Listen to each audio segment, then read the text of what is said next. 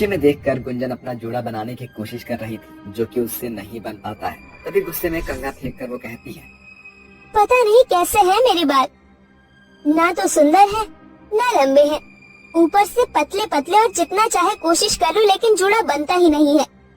इसी की वजह से सबसे ज्यादा लोग मेरा मजाक उड़ाते हैं। ना कोई और हेयर स्टाइल बनता है।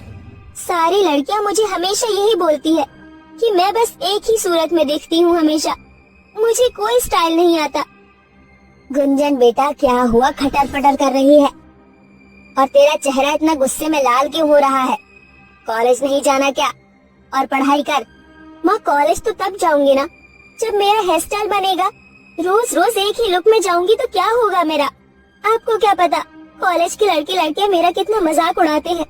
बस मेरे कपड़े बदलते हैं, थोबड़ा तो मेरा यूं ही रहता है। माँ, मेरे बाल इतने पतले क्यों हैं और लंबे भी नहीं है?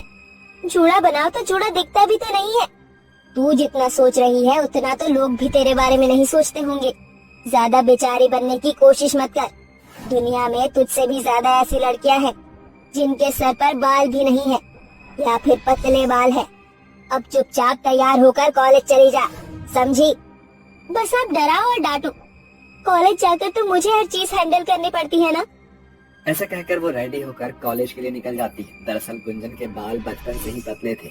उसका स्कूल में मजाक बनता था और अब वो 22 साल की हो गई है तो उसका मजाक कॉलेज में बनता है। उसे देखने के लिए रिश्ते वाले आते हैं, उन्हें सब कुछ पसंद आ जाता है, पर गुंजन के बाल पसंद नहीं आते, इसलिए रिश्ता होते होते रह जाता है। ऐसे ही एक दिन वो क्लास अटेंड करने के लिए अपने कॉलेज गई। क्लास में आते ही सब लोग गुंजन को देखकर हंसते हुए कहते हैं, अरे देखो देखो फ्रेंड्स, पतली कमरिया क्या चाल है, लेकिन हमें पतले पतले बालों वाली बोलना पड़ता है इसे देखकर हर बार। बिल्कुल ठीक बोला रणवीर तू। पतले बालों वाली लड़की, हाय हाय हाय। इसी हेयर स्टाइल वाली लड़की, हाय हाय हाय। अरे इससे तो जोड़ा भी नहीं बनाया जाता और ना ही कोई हेयर स्टाइल। गिनती के 4 बालों से अब क्या जूड़ा बनाएगी वो? तुझे पता तो है जूड़ा मोटे घने लंबे बालों से बनता है, और ऐसे बाल इसके पास है नहीं। बेचारी कहीं भी शादी पार्टी में भी ऐसे ही जाती है। तुम लोगों की परेशानी क्या है आखिर? अगर इतनी ही चिंता हो रही है मेरी तो आ जाओ, अपने बाल काट कर मुझे दे दो, मैं लगवा लूंगी, उसकी बिग पहन लूंगी। खुश? गुंजन के तीखे जवाब सुनकर सभी का मुंह बंद हो जाता है और फिर क्लास में प्रोफेसर आ जाते हैं जो उन सबको पढ़ाने लगते हैं। वक्त गुजरता है, हर रोज सभी बालों या जोड़े के ऊपर उसे ताने दिया करते थे। इसी बात से चिंतित होकर एक रात जब वो सो नहीं पा रही होती है और रात को करवटें बदलते हुए वो बहुत रो रही थी। क्यों भगवान जी, आप मेरे साथ ऐसे क्यों करते हैं? यहाँ तक कि पार्लर वाले भी मैंने चेंज कर ली, लेकिन मेरे बाल में कोई सुधार नहीं आ रहा। आखिर कब मेरे बाल बड़े मोटे होंगे जिससे मैं जूड़ा बना पाऊँ? ऐसे रोते हुए वो अपना तकिया गीला कर लेती है। तभी एक परी एक तेज रोशनी के साथ उसके सामने आ जाती है, जिसके बाल बहुत ही सुंदर और बड़े थे। फिर वो उससे कहती है, गुंजन, अब तुम्हें चिंता करने की कोई जरूरत नहीं है। मैं तुम्हें जादुई जूड़ा दूंगी जो कि तुम्हारी कई सारी इच्छाएं पूरी करेगा, और फिर तुम्हें कोई भी तंग नहीं करेगा। तुम इस जूड़े को लगाने के बाद बेहद सुंदर दिखोगी। क्या सच में तुम मेरी मदद करोगी? मुझे जादुई जोड़ा दोगी? पर परी, तुम ऐसा क्यों कर रही हो? जब हमारे परीलोक में पता चलता है कि कोई इंसान परेशान है तो हम उसकी मदद करने के लिए पहुंच जाते हैं। इसलिए मैं तुम्हें जादुई जोड़ा दे रही थी। ये लो, और अब खुश रहना। शुक्रिया जादुई परी। अपनी छड़ी घुमाकर परी जादुई जूड़ा देकर चली जाती है। अगले दिन जब तैयार होकर वो अपने बालों में उस जादुई जूड़े को लगाती है तो एक रोशनी से सिर में बाल बेहद सुंदर दिखते हैं और वो भी पहले से ज्यादा खूबसूरत लगती है। इस तरह वो खुद को शीशे में देखकर कहती है, अरे वाह, मैं कितनी सुंदर लग रही हूँ। पर मेरे पास कोई अच्छी सी ड्रेस है जिसे पहनकर मैं कॉलेज में सबके होश उड़ा सकूं। जादुई जूड़े, क्या तुम मुझे एक अच्छी सी ड्रेस दे सकते हो? गुंजन के कहते ही जादुई जोड़े में से एक सुंदर सी ड्रेस निकल कर आ जाती है, जिसे पहनकर वो बहुत सुंदर लगती है और तैयार होकर कॉलेज पहुंच जाती है, जहां हर किसी का गुंजन को देखकर मुंह खुला का खुला ही रह जाता है। अरे ये अपनी गुंजन ही है ना, हैं? जिसका हम मजाक उड़ाते थे। इतनी सुंदर कैसे दिख रही है भाई? और इसके बाल हैं? इतने घने कैसे हो गए? जूड़ा भी बनाकर आई है। हाँ? जरूर विग लगा कर आई होगी, नकली बाल, वरना इस गंजी के इतने ज्यादा बाल कभी हो ही नहीं सकते। अगर तुम्हें विश्वास नहीं है तो मेरे बालों को खींच कर देख लो, ये मेरे असली बाल हैं। समझ आई बात?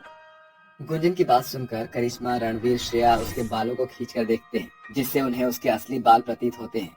इससे उनका मुंह बंद हो जाता है और गुंजन सबको अचंभित करती है। साथ ही सब उसके बालों की तारीफ करते हैं। सुंदर बालों की वजह से उसके लिए काफी अच्छे अच्छे रिश्ते आते हैं और प्रमोद नाम के लड़के से उसकी शादी हो जाती है। जहाँ ससुराल में सब उसके सुंदर बालों को देखकर खुश थे और ननद और सास चिड़ी हुई थी क्योंकि उनके बाल अच्छे नहीं थे। शादी के पहले दिन ही अपने लंबे गीले बालों से गुंजन अपने पति को जगाने की कोशिश करती है, जिसके छींटे मुंह पर पड़ते ही प्रमोद जाग जाता है और कहता है, ये तुम्हारे लंबे लंबे सुंदर बाल कसम से बवाल लगती हो यार। रोज इसी तरह से मुझे उठाओगे ना तो मेरा तो सुबह उठने का मन ही नहीं करेगा। अच्छा जी, अब उठ जाओ, सुबह हो चुकी है, चलो।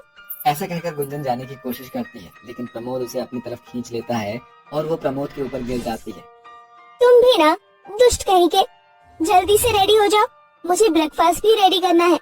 ऐसा कहकर अपना जूड़ा बनाकर रसोई में चली जाती है और कहती है, मेहनत करने की क्या जरूरत है, जादुई जूड़ा है ना। हे जादुई जूड़े, लाजवाब खाना तैयार कर दो। गुंजन के कहते ही जादुई जूड़ा डाइनिंग टेबल पर फटाफट से स्वादिष्ट खाना प्रकट कर देता है, जिसे देखने के बाद अंजना मीरा कहती है, अरे वाह बहू, खाना देखकर लग रहा है कि खाना काफी बढ़िया है। हाँ भाभी, मुझे भी ऐसा लग रहा है। शुक्रिया माजी ननंद जी। भाभी, आपके बाल इतने अच्छे हैं, बताइए ना क्या हाल है मेरे बालों का, कितने खराब और ड्राई हो गए, कुछ बताइए ना। हाँ बहू, मुझे भी कुछ नुस्खे बता दे, मेरे बाल सफेद हो गए हैं। बड़ा बताऊंगी मैं इन दोनों को, ताकि इसके बाल अच्छे हो जाए, फिर आस पड़ोस में मेरे बाल की चर्चा की जगह इनके बालों की चर्चा हो। मैं क्यों बताऊं? अरे माजी ननंद जी, इतने सुंदर बाल तो मेरे बचपन से ही हैं। मैंने अलग से कोई शैम्पू या तेल नहीं लगाया, तो मैं आपको क्या बताऊं। अच्छा ऐसी बात है। दिन बीतते जाते हैं। आस पड़ोस के लोग गुंजन के बालों की तारीफ करते हैं, जिससे सास और ननद को काफी जलन होती है। इसलिए मीरा बार बार अपने भाभी के सुंदर बालों का राज पूछती है, जिससे गुंजन को अपने सुंदर बालों का घमंड हो जाता है और वो बिल्कुल भी नहीं बताती, उल्टा सास और ननद को सुना देती थी। साथ ही अपने जादुई जोड़े का वो जब चाहे तब गलत इस्तेमाल करती थी। घर में कोई नहीं था, घर की सफाई करनी थी। सोफे पर पैर फैलाकर टीवी देखते हुए गुंजन कहती है, ओह गॉड, माँ जी और वो खड़ूस ननद आने ही वाली होगी और मैंने अभी तक कोई काम नहीं किया। क्यों ना जादुई जूड़े से करवाओ। हे जादुई जूड़े, जल्दी से इस घर की सफाई कर दो। इसके कहते ही जादुई जूड़ा घर के कोने कोने को चमका देता है। इस तरह वो जादुई जूड़े का गलत इस्तेमाल करती है और घर में सबके साथ गलत व्यवहार करती है। एक रात जब सभी लोग चैन से सो रहे होते हैं, तभी वहाँ पर परी आती है और गुंजन को उठाकर उससे कहती है, गुंजन, तुमने जादुई जूड़े का गलत इस्तेमाल किया है और अपना आलसपन दिखाया है। साथ ही तुमने अपने ससुराल में भी सास, ननद और पति के साथ बुरा व्यवहार किया। इसलिए मैं तुमसे ये जादुई जूड़ा छीन रही हूँ। क्या? नहीं नहीं, आप ऐसा मत कीजिए, फिर मैं पहले की तरह दिखूंगी, सब मेरा मजाक उड़ाएंगे। मुझे माफ कर दीजिए, लेकिन मेरे साथ ऐसा मत कीजिए। गुंजन, ये तुम्हारा दंड है, पर चिंता मत करो, तुम्हें असली के सुंदर बाल दे रही हूँ, लेकिन जादुई जूड़ा तुमसे छीन रही हूँ। ये कहते ही परी अपनी जादू की छड़ी चलाती है, जिससे उसके बाल लंबे और सुंदर हो जाते हैं। फिर परी चली जाती है। परी की बात सुनकर उसे अपनी गलती का एहसास होता है और वो अपनी सास ननद से माफी मांगती है। कोई बात नहीं भाभी, हमने आपको माफ किया। अगर आपने मुझे माफ कर दिया है, तो मैं सबके लिए गाजर का हलवा बनाकर लाती हूँ। खुशी का माहौल है, तो कुछ मीठा हो जाए। गुंजन को अपनी गलती का एहसास होता है और वो सबको अपने हाथों से गाजर का हलवा बनाकर खिलाती है और अपने असली बालों और परिवार का ख्याल रखती है और सभी लोग खुशी खुशी रहने लगते हैं। शाम का सूरज अपनी ढलान